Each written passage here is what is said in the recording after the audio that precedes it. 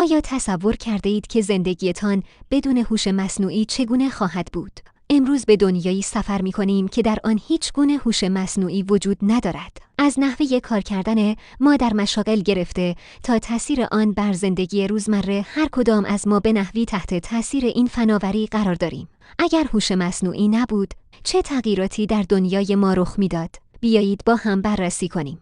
خدمات مشتری به صورت دستی انجام می‌شد و زمان بیشتری برای پاسخگویی به سوالات مشتریان نیاز بود. به عنوان مثال، برای تماس با مرکز خدمات ممکن بود ساعتها در صف انتظار بمانید. سیستم‌های حمل و نقل هوشمند وجود نداشتند و برنامه‌ریزی مسیرها به صورت دستی انجام می‌شد.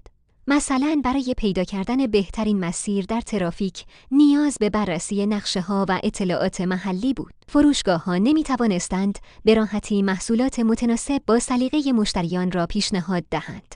به عنوان مثال، اگر به یک سایت خرید آنلاین مراجعه می‌کردید، نمی‌توانستید محصولات مشابهی که ممکن است دوست داشته باشید را ببینید. تشخیص بیماری‌ها به صورت دستی و با استفاده از روش‌های سنتی انجام می‌شد و زمان بیشتری برای تشخیص و درمان نیاز بود.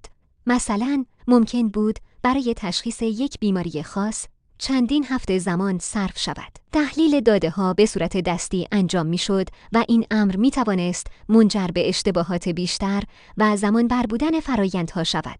به عنوان مثال، در یک کسب و کار، تحلیل عملکرد فروش به طور دستی ممکن بود نتایج دقیقی ارائه ندهد. طراحی و تولید خودروها به صورت دستی و با خطاهای بیشتر انجام می‌شد. به عنوان مثال، در فرآیند تست و بهینه‌سازی خودروها زمان بیشتری برای شبیه سازی و آزمایش نیاز بود. تشخیص و درمان بیماری‌ها به صورت سنتی و بر اساس تجربه پزشکان انجام می‌شد. مثلا در تشخیص سرطان ممکن بود نیاز به بررسی دستی هزاران تصویر پزشکی باشد که زمان و منابع زیادی را می‌طلبید. تحلیل بازار و پیشبینی نوسانات اقتصادی به صورت دستی انجام می‌شد. به عنوان مثال، سرمایه‌گذاران برای تحلیل روندها و تصمیم‌گیری‌های مالی باید ساعتها داده‌ها را بررسی می‌کردند. فرآیندهای تولید به صورت سنتی و بدون اتوماسیون انجام می‌شدند. به عنوان مثال، در یک کارخانه کنترل کیفیت محصولات به صورت دستی و با احتمال خطای بالاتر انجام می‌شد.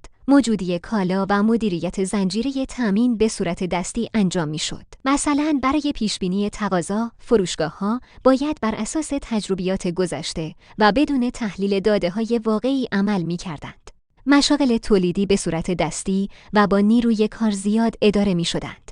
برای مثال، در یک کارخانه خودروسازی هر مرحله از تولید نیاز به کارگر داشت و این امر به کاهش سرعت تولید و افزایش هزینه‌ها منجر می‌شد. در حوزه مالی، تحلیل داده‌ها به صورت دستی انجام می‌شد. برای مثال، مدیران مالی باید ساعتها وقت صرف می‌کردند تا روندهای بازار را بررسی کنند و این می‌توانست به تصمیم‌گیری‌های نادرست منجر شود. در صنعت خرده فروشی، پیشبینی تقاضا به تجربیات گذشته وابسته بود. برای مثال، یک فروشگاه ممکن بود کالاهای خود را بیش از حد یا کمتر از نیاز بازار سفارش دهد که به هدر رفتن منابع یا عدم پاسخگویی به مشتریان منجر می‌شد. خدمات مشتری به صورت سنتی و بدون سیستم‌های هوشمند ارائه می‌شد.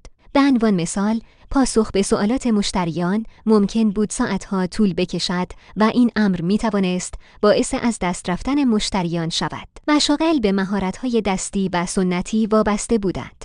برای مثال، در حوزه طراحی گرافیک، طراحان باید تمامی کارها را به صورت دستی انجام می‌دادند و این امر می‌توانست به محدودیت‌های خلاقیت و زمان منجر شود. متشکرم که تا پایان ویدیو با ما بودید. امیدوارم اطلاعات و نکات ارائه شده برایتان مفید بوده باشد.